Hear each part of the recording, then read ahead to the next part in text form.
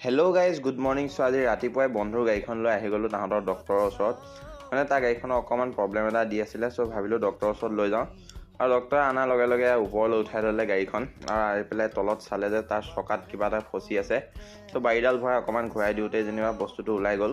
তাৰপিছত এতিয়া ধুনীয়াকৈ গাড়ীখন নমাই দিলে। নমাই দিয়াৰ লগে লগে আমি লৈ আহি গ'লোঁ গাড়ী এতিয়া কাজিৰঙাত। আৰু কাজিৰঙা আহিছোঁ যেতিয়া অসমৰ সম্পদবিধ নাচালেতো নহ'ব। চ' খালী চকুৰে দেখা নোপোৱাৰ কাৰণে লৈ ল'লোঁ এটা দূৰবীণ।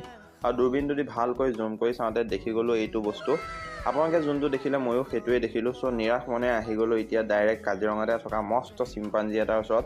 আৰু চিম্পাঞ্জীতে মুখখন মেলি থাকোঁতে আমিও মনে মনে তাৰ গুহাত সোমাই আহিলোঁ আৰু আহি দেখিলোঁ এইখন মস্ত এখন ৰেষ্টুৰেণ্ট। চ' খাবলৈ অৰ্ডাৰটো দি ভাবিলোঁ অকণমান বাহিৰৰ পৰা আহোঁ। আৰু আহোঁতে দেখিলোঁ যে এই গঁড়বোৰো ইয়াতেই চৰি আছেহি। কপাল ভালতে কমচে কম গঁড়টো দেখা পালোঁ। চ' আহি ধুনীয়াকৈ ৰেষ্টুৰেণ্টত খাই মেলি ল'লোঁ। লৈ বিলটো দি এতিয়া ওলাই গ'লোঁ ঘৰলৈ। চ' আজিলৈ আহিছোঁ গাইজ, বাই বাই, কাইলৈ পুনৰ লগ পাম।